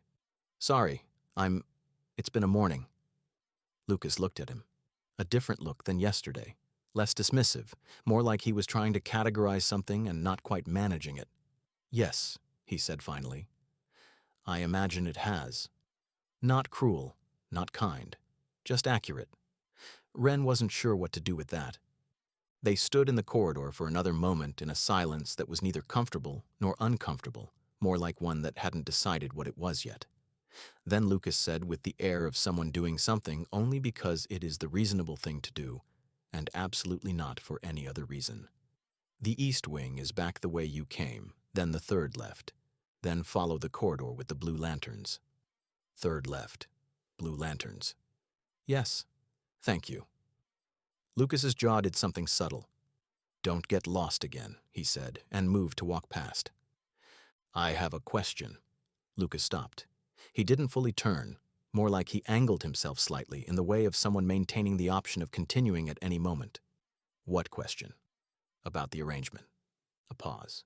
Lucas turned then, slowly, looking at Ren with an expression that was very carefully neutral. "What arrangement?" "Whatever arrangement we're going to have," Ren said. "Because I assume you have one planned. You seem like someone who has things planned." Something shifted in Lucas's expression, barely perceptible, but there. "Walk with me," he said. They walked, not toward Ren's room, but somewhere else, Lucas navigating by instinct through corridors that got quieter and wider, and eventually opened onto a long gallery lined with tall windows, each one looking out over a different part of the palace grounds. Early enough that no one else was there, Lucas stopped at one of the central windows, overlooking the main garden where the flowers were colors Ren still didn't have names for, and turned to face him with the posture of a man about to conduct a meeting he is prepared for. Which, Ren suspected, he had. "The binding cannot be undone," Lucas said, no preamble. "I know," Shushu explained. A flicker of something, surprise, crossed his face and vanished. "Then you know that we are, by law and magic, engaged. This will not change. Right. The court is watching, other kingdoms are watching, and you are—" a brief pause. "New. Unknown. Which makes you a point of interest and a potential liability." Ren tilted his head. "A liability. Not a criticism. A fact. You don't know our protocols, our politics, our history. Any of those gaps could be used against you, or against this house, by someone who wanted to." "Are there people who want to?" The look Lucas gave him was eloquent in a very specific way. "This is a royal court," he said. "There are always people who want to." Ren absorbed this. "Okay, so what's the arrangement?" Lucas folded his hands behind his back. "Publicly, we maintain the appearance of the binding, civil, appropriate. You attend required functions, you are presented correctly, you give the court nothing to use. Privately. Selecting words with care. We are strangers. You have your life in this palace. I have mine. We don't need to perform more than is necessary." Ren looked at him for a moment. Lucas looked back, steady, composed, the practiced neutrality of someone schooled in it since childhood. He was waiting, Ren realized, for an argument, for emotion, for some reaction he'd already prepared a response to. Ren said, "Okay." Lucas blinked, the second unguarded thing. "Okay?" "Yeah." Ren shrugged one shoulder. "That's a reasonable arrangement. I don't want to make your life harder. I didn't ask for this either." Lucas stared at him, composure carrying the particular quality of something very carefully reassembled. "You're not going to argue with you?" "No. You're right about the politics. I don't know anything about how this court works. And you didn't ask to be engaged to a stranger who punched you at your own banquet. So." A silence. Lucas was looking at him the way he'd looked at him in the corridor, trying to categorize something and repeatedly arriving at the wrong category. "One question," Ren said. Lucas refocused. "What question?" "The fruit." A pause. "The fruit. There are 17 fruit arrangements outside my door, 51 congratulatory correspondences. Duke Heron, 92, hasn't left his estate in 10 years, sent silver pears before dawn." Ren looked at him with complete sincerity. "What is the fruit protocol? Am I supposed to respond to each one individually? Is there a form? I'm not going to lie. The fruit situation is the thing stressing me out most right now." Lucas stared at him. The silence stretched. And then, subtle, controlled, quickly suppressed but absolutely present, something pulled at the corner of his mouth. Not a smile. The ghost of a smile that had been firmly talked out of existing by a more disciplined part of his brain. But Ren saw it. "I will send someone," Lucas said, his voice just slightly different, careful in a new way. "Bolo will handle the responses. You don't need to do anything about the fruit." "Oh, thank God," Ren said, with such genuine relief that something moved across Lucas's face again. There and gone, like a star behind clouds. "Is there anything else?" "No, that's everything." Ren nodded. "Third left, blue lanterns?" "Yes." "Great, thank you." He started back down the gallery, then stopped because something occurred to him. "Your Highness?" Lucas, already half turned away, paused. "For what it's worth, I really am sorry about last night. The situation." A beat. Lucas looked at him over his shoulder. "Which part are you referring to?" "The punch," Ren said. "Obviously. The rest of it was the ring's fault." Another beat. Lucas turned back to the window. "Get to your room, Lord Ren," he said. You have a meeting with the Royal Magical Advisor in an hour. Ren made the third left. He followed the blue lanterns. He found his room without getting lost once, which he counted as a personal triumph. Shushu was sitting in the center of the bed, apparently unmoved since Ren had left. How was breakfast? The queen is terrifying, and I think I like her. Ren dropped into the chair by the window. Also, I talked to Lucas. Shushu's ears tilted forward. And? Ren looked at the ring for a moment, the small crescent moon catching the light, holding it like it had nowhere else to be. Then he looked up at the ceiling, still doing its faint, glowing thing. He's going to be a problem, Ren said. Isn't he? Shushu's tail swished once. Yes, the cat said. Yeah, Ren said. I thought so.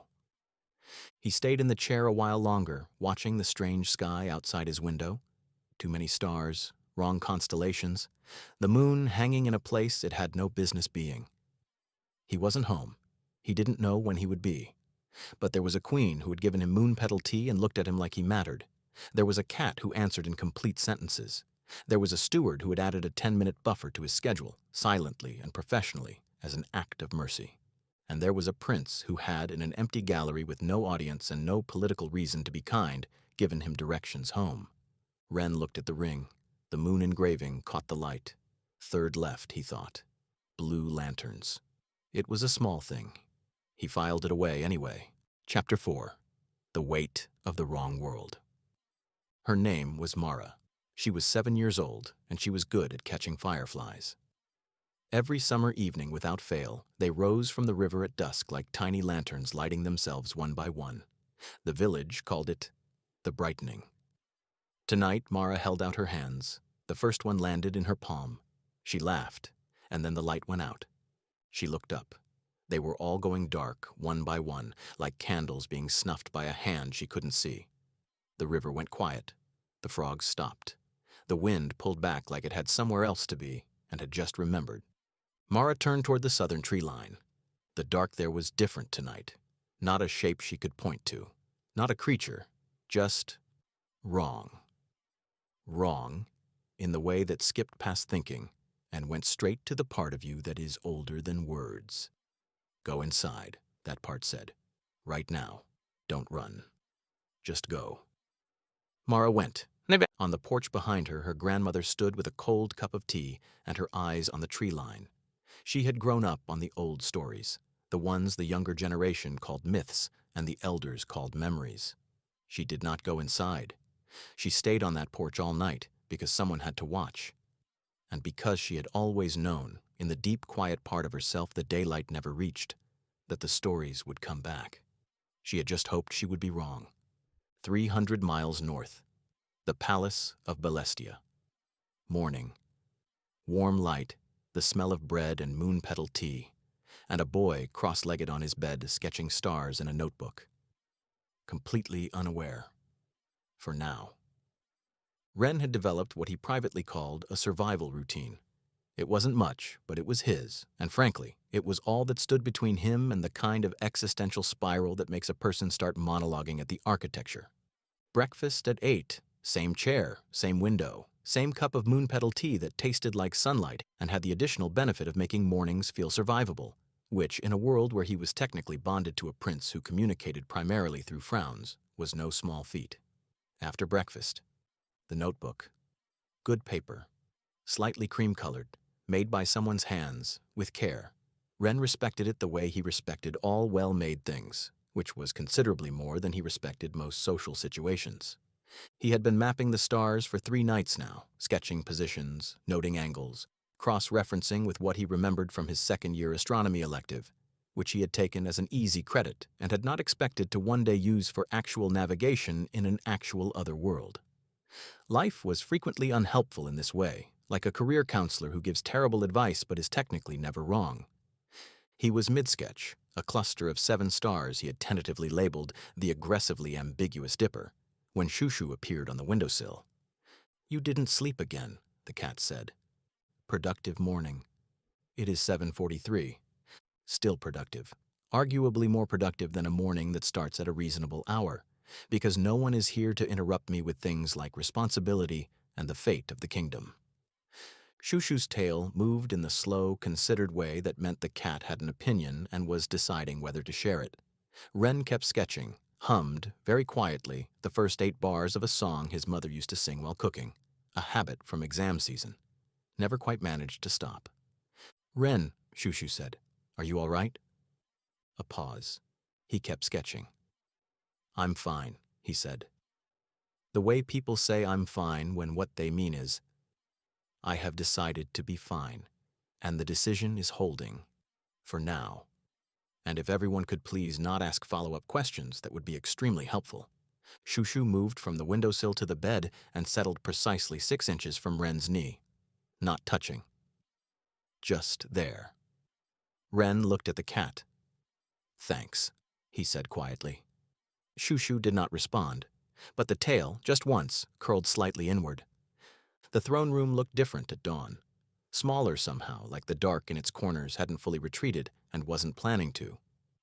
King Aurelius sat on the throne, not the performance of authority, just an old man with a kingdom developing problems he couldn't solve by being regal at them. Old Arthur stood before him. The Intelligence Council head, a thin woman named Sarah who did not do preamble, set a scroll on the table. 3rd report this week: Edenmere, Harrow's Crossing, Caldenmere Bay. 3 villages, 8 days, same signature. "Casualties," the king said. "None confirmed." Sarah's voice went careful in a way that was worse than alarming. "The people are still there, but they're quiet, like something reached in and turned a lamp down very low." Arthur stepped forward. "It is not an attack. Not yet. This is a testing of boundaries. And the Treasury seal this morning. Same signature. Something pushed against it from outside." He paused. "The Demon Lord is not preparing. He is already moving." "How long?" the king said. Arthur looked at his staff. "Weeks. Perhaps less." The king stood, walked to the window, looked at his kingdom waking up below, towers, walls, people who didn't know what was coming because it was his job to make sure they didn't have to know until he had an answer. "Send for Lucas," he said. Bass arrived at the palace gates at the 9th hour. His credentials were impeccable. Also entirely fabricated, but impeccably so, which was the important part. Lord Casson of the Mage Council of Vale. Specialty: Containment Seal Restoration. References: 3 names, all real, none reachable. The gate guard stamped the documents without hesitation. Bass smiled. The smile of a man who had been welcomed into places he had no business being in for most of his professional life. Inside, he moved with the calm efficiency of someone who had memorized a map so thoroughly it felt like instinct. The briefing had been thorough. The hero, summoned 6 days ago, Omega, foreign, no magical ability. Accidental moon, binding with the Crown Prince. Low threat. Eliminate quietly. He was crossing the main courtyard when movement caught his eye. A figure on a low bench, notebook open, the focused expression of someone engaged with a problem that had nothing to do with the world around them. Bass stopped. That's the hero. The boy glanced up briefly, checking the sky, then back at his notebook without registering Bass at all, the way you don't register a lamppost or furniture. Bass had been compared to many things in his career. Furniture was new. He almost laughed, not with cruelty, with the genuine, incredulous amusement of a very skilled professional who had just been sent to deal with someone eating a pear and drawing stars. This is what the Demon Lord is afraid of. He filed it under. Easy, adjusted his robes, and walked toward the Treasury. The Treasury corridor smelled like lightning. That sharp electric wrong-weather smell of air pushed past what it was designed to hold.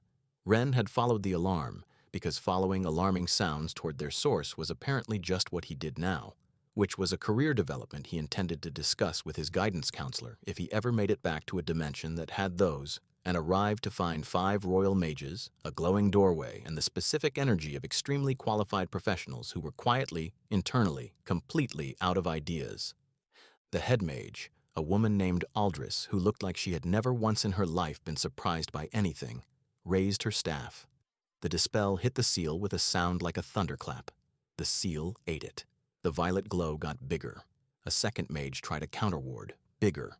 The large mage aimed raw force at it, and when the light cleared, the seal was large enough to touch both walls and looked personally offended that anyone had tried. Ren watched from the back, the rhythm, the specific way the seal surged. Not randomly, but directly in response to each attack. Like a toddler that had figured out how to feed itself and was deeply committed to the process. Oh, it's eating the input. Every discharge feeds the reaction. That's not a defense mechanism, that's a catalytic loop. And you don't fight a catalytic loop, you interrupt it. This was essentially Professor Juan's practical exam from second year. Half the class had added reagents. Half the class had failed. Ren had asked for a bowl of water and a piece of chalk. He put 2 fingers in his mouth and whistled. The sound cut through the corridor like a blade. Every head turned. It's a catalytic loop, Ren said clearly. Every discharge you're throwing at it is feeding the reaction. You're not weakening it, you're accelerating it. He turned to the nearest servant. Kitchen, large bowl, vinegar, baking soda, chalk, please. Quickly. The servant looked at Aldris. Aldris looked at Ren. The seal chose this moment to pulse again, larger, close enough that the nearest mage took an involuntary step back. Aldris looked at the step backward, at the engineering student who had just said the word vinegar with the confidence of a general issuing battlefield orders. Get him his bowl, she said. Ren came back 6 minutes later. The seal had developed opinions about the Western Wall, strong opinions, the kind that involved the wall potentially not existing anymore. He crouched and drew chalk lines on the floor, clean, deliberate, a ring around the base of the doorframe. Not a magical pattern, a circuit breaker in calcium carbonate on a 400-year-old palace floor. The seal is pulling reactive energy through this anchor point, he said, tapping the chalk ring. Positive feedback loop. So you break the loop here before the energy recirculates. Vinegar destabilizes the oxidation state. Baking soda neutralizes the discharge so it doesn't restart. He stood, picked up the bowl. It's going to foam. How much? The large mage said carefully. Emotionally. Or volumetrically? Both. Yes, Ren said, and poured the vinegar. The chalk lines shifted, violet bleeding into warm gold, a color with no business being that beautiful in the middle of a crisis. Ren watched, calculating, then tipped in the baking soda. Whoosh! The foam was immediate, everywhere, white and aggressive and thoroughly committed, rolling across the chalk lines, up the doorframe, and down the corridor in cheerful, unstoppable rivulets like it had somewhere important to be and was running late. The violet flickered, pulsed, smaller, smaller again. Then, with the exhausted dignity of something that had been terrorizing a palace wing for 40 minutes and was now being neutralized by a kitchen experiment, it went out. The doorway was a doorway. The treasury was intact. The corridor was magnificently, completely enthusiastically covered in foam. Ren set down the bowl. Nobody moved. The only sound was the soft, ongoing enthusiasm of foam still making its way down the palace floor with the determination of a very small river that believed in itself. Then Shushu, who had observed the entire thing from a decorative cabinet with the energy of a film critic at a premiere, licked one paw. The cat said. Don't. I wasn't going to say anything. You were going to say something. I was going to say, That's worse than something. That's a home with subtext. I can hear the italics. I don't know what italics are. You absolutely do. Mage Aldris turned to survey the neutralized doorway and went still. Not the stillness of surprise, the kind that happens when something brushes your awareness that has no business being there. She looked at Ren's hands, at the chalk dust on his fingers, at the ring on his left hand, glowing, very faintly, in a way that had nothing to do with the treasury seal. She looked at it for exactly 3 seconds, then looked away. Her face was perfectly professional. Her eyes were not. The seal is neutralized, she said crisply. Full diagnostic on the anchor point by the 2nd hour. I want to know why a 200-year-old containment structure failed on a Tuesday, and someone clean up the foam. She swept past Ren. At the very last moment, a look. Brief. Almost nothing. The kind a person gives when they are deciding how much weight to assign something they don't yet understand. Then she was gone. That was when the door at the end of the corridor opened and Bass walked in. He was, and Ren registered this with the mild objective surprise of someone noting weather, unfairly handsome. The specifics were almost aggressive: the jaw, the eyes, the cheekbones that other cheekbones probably had support groups about. He moved through the foam-covered corridor with the unhurried ease of someone for whom unexpected environments were simply environments. Specialist mage robes, impressive staff, the expression of a man who had arrived prepared to be the solution and had just discovered that the problem had been resolved with a laundry bowl. He stopped, looked at the foam, the intact doorway, the chalk lines, the bowl. Ren, the bowl again. "You already fixed it," Bass said. Ren looked up. "Oh, were you supposed to fix it?" "I was hired to fix it." "Ah." Ren stood and brushed chalk off his knees. "Sorry about that. Occupational hazard of standing near things that are broken, apparently." Bass smiled, the excellent smile, the one that had historically resolved most of his complications. Impressive, though for a 200-year-old royal containment seal, this is quite the primitive approach, don't you think? "Did it work?" Ren asked. "Well, is the treasury intact?" "Technically."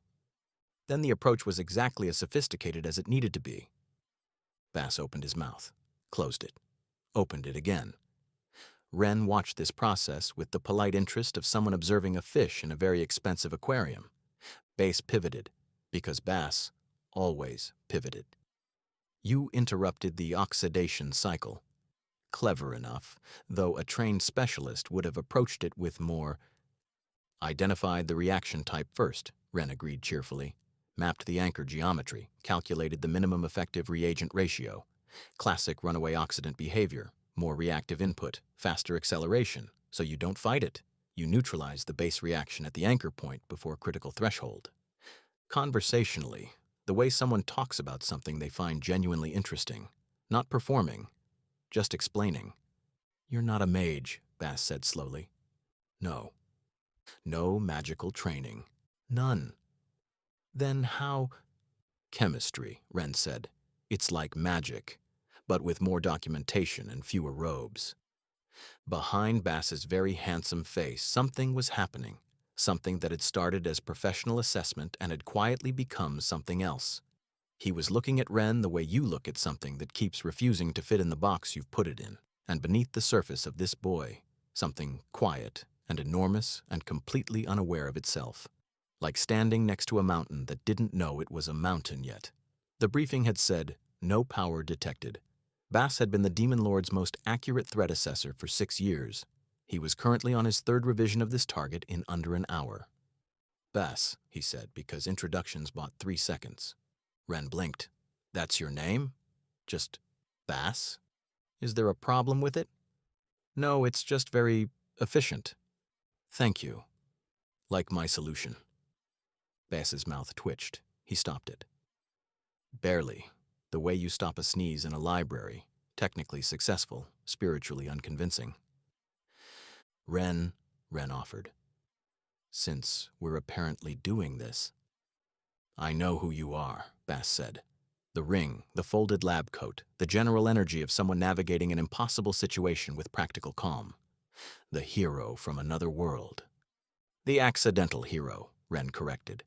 "There's a difference. One implies competence and destiny. The other implies a very unfortunate Tuesday. You fixed a 200-year-old seal with kitchen ingredients."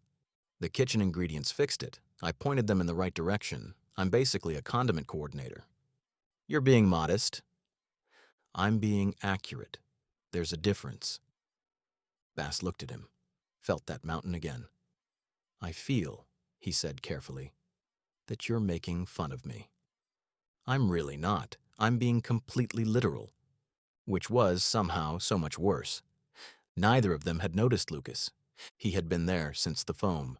Standing just inside the far entrance, arms folded, expression correct in the way that correct is its own kind of mask. He had watched the chalk lines, the foam, 9 of Bellestia's most qualified magical professionals standing in silence while an engineering student explained oxidation chemistry with the clear, patient precision of someone sharing something they found genuinely interesting. And he had felt something, from the ring on his finger, a warmth, sudden and resonant like a string being struck, moving up his arm and settling in his chest without asking permission. The crescent engraving was glowing. faintly, the same gold as the chalk lines.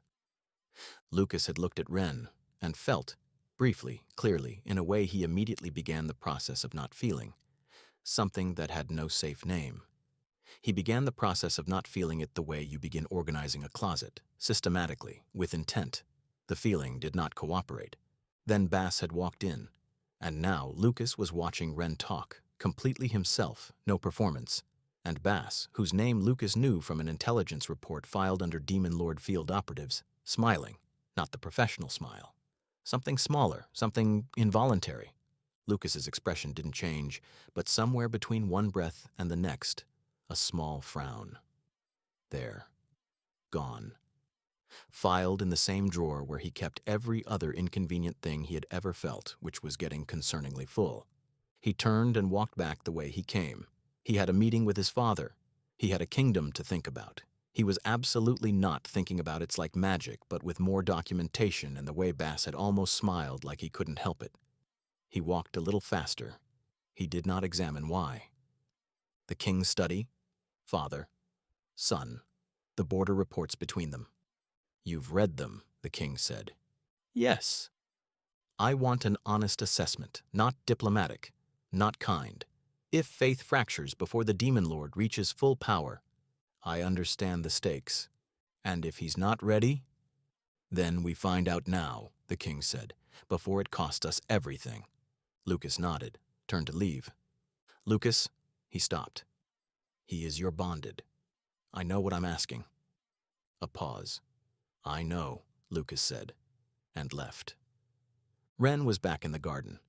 Of course.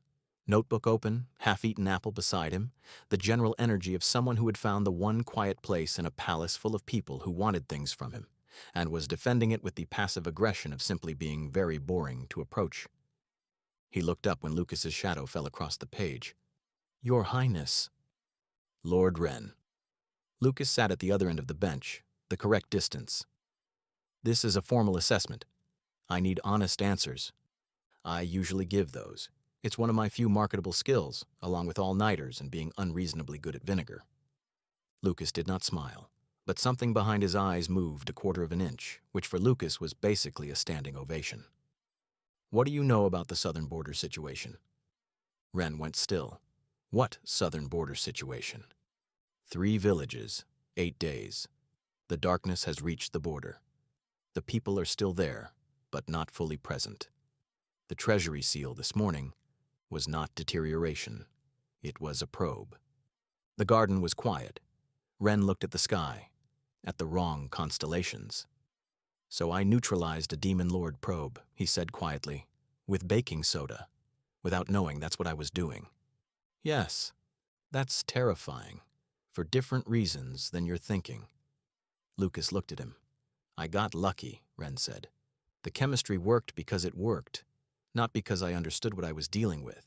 If the probe had a different structure, I would have stood there with a bowl of vinegar looking like an idiot while the treasury disappeared. I'm not a hero.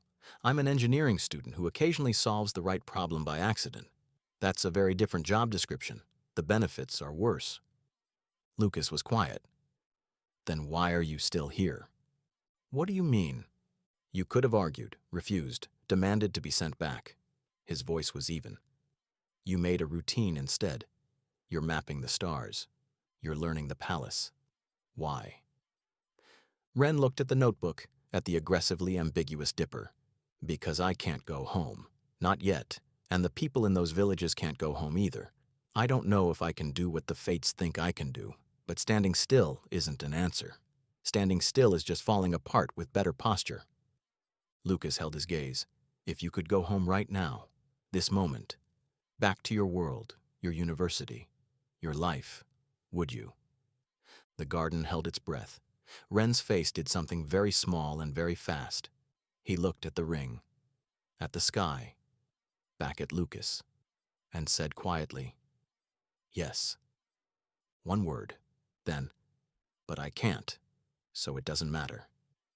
The way someone says something they made peace with alone at 4 a.m. and didn't have the luxury of unmaking, like a door already closed, a grief already named and set aside so he could keep moving.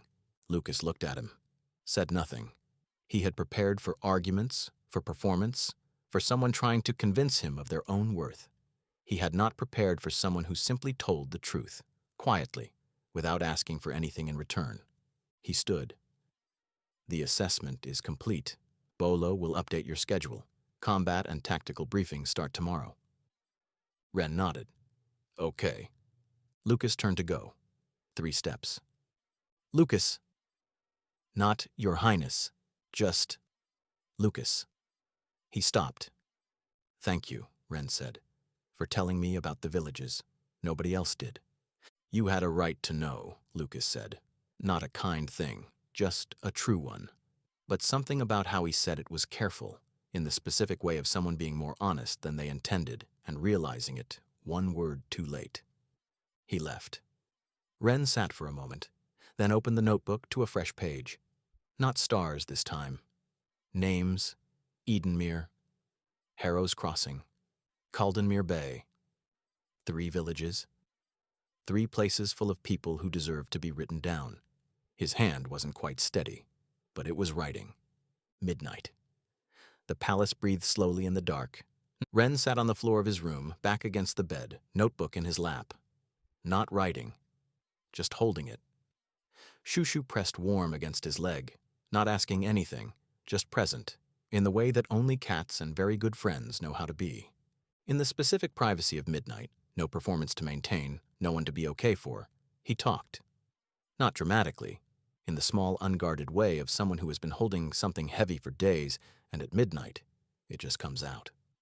Law probably thinks I'm dead, he said quietly. Shushu said nothing. He cries at commercials. He definitely cried. Probably organized a vigil and then got distracted by someone attractive and then felt guilty about it and cried again. That's a very Law sequence of events. A pause. Troy's going to be the one who holds it together. Organizes a search, falls apart alone later when no one's watching. He does that. He thinks no one notices. I notice. The ceiling pulsed, soft and slow. My mom doesn't know, Ren said, very quietly. She makes this soup when I'm stressed. It's not special. She puts too much ginger in it every time. I've told her 100 times, and she does it anyway because she's convinced ginger fixes everything, and the worst part is, I would really like some of that too much ginger soup right now. Which means, maybe she was right. Don't tell her I said that. Shushu's tail moved once. I know I said it doesn't matter, that I can't go home so it's not worth thinking about. That's true. He looked at his hands, at the ring. But it's not nothing. It's not nothing that I'm here and they don't know where I am. And there are 3 villages of people who can't go home, and I'm supposed to be the thing that fixes that, and I'm... He stopped, started again. I'm a first-year engineering student. I fix lab experiments. I pull all-nighters. That is the peak of my documented abilities right now. A silence. I'm not going to fall apart. That's a decision I made and I'm keeping it. I'm just saying it out loud. To the cat, at midnight, in another world, that's allowed. I checked, and there's no rule against it. Shushu turned its head, golden eyes, very still, very old. It is allowed, the cat said softly. Ren exhaled, long, slow, like something releasing. Okay, he said. Okay. In the corridor outside, Lucas stopped walking. He had been returning from the council chamber. Late. He had not been walking toward this corridor specifically. The route had brought him here, and that was the story. And he was committing to it. He stopped because through the door, he could hear something. Not crying. Ren wasn't crying, just talking. Quietly, in the specific unguarded way of someone who believed completely that they were alone. Lucas stood outside the door. He did not knock. He did not announce himself. He did not leave. He stood in the dark and listened to Ren talk about too much ginger in soup and friends who cried at commercials and 3 villages whose names had been written in a notebook at midnight by someone who had every reason to be selfish. And wasn't. Something moved through him, from the ring, quiet and certain, like a tide coming in, that he had no name for and did not try to name.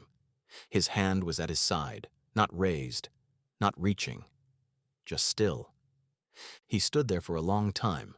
The corridor stayed dark, and Lucas stayed exactly where he was, not knocking, not leaving, while on the other side of the door, someone who had been dropped into the wrong world and decided to be practical about it, sat with a cat and said the things he didn't say in daylight. Something was on Lucas's face. There was no audience, no court, no performance required. So for once, just once, it was completely real. Across the palace, Bass sat at the window, communication stone cold in his hand. Report filed. Low threat.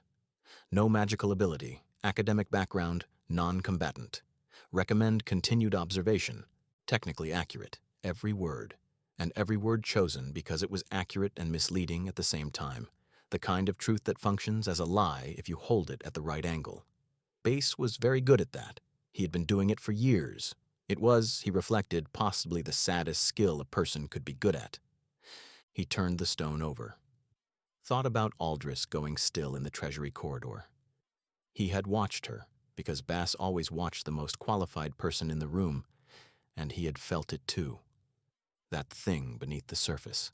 Quiet and enormous and completely unaware of itself, like standing next to a mountain that didn't know it was a mountain yet. The briefing had said, "No power detected." Bass had never misread a target in 6 years. He had revised this one 3 times in an hour. And the thing that sat worst was this.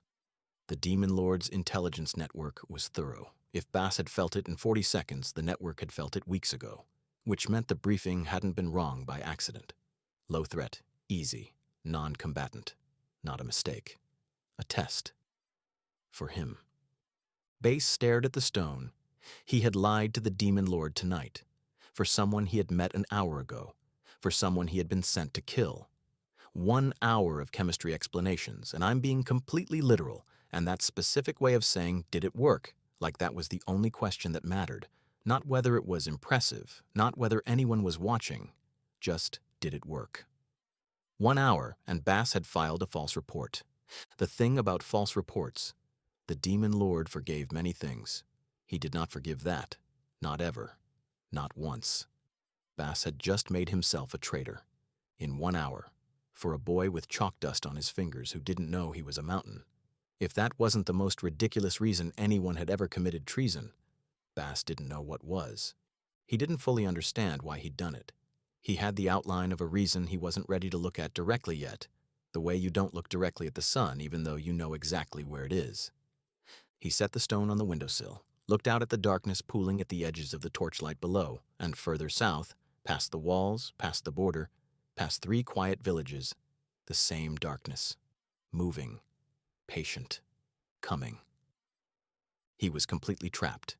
No safe direction left. Behind him, the Demon Lord, who would eventually notice. In front of him, a palace full of people he'd been sent to undermine, one of whom had spent an hour making him feel, for reasons he couldn't fully explain, like a version of himself he hadn't been in a very long time. The clock had started, on both sides.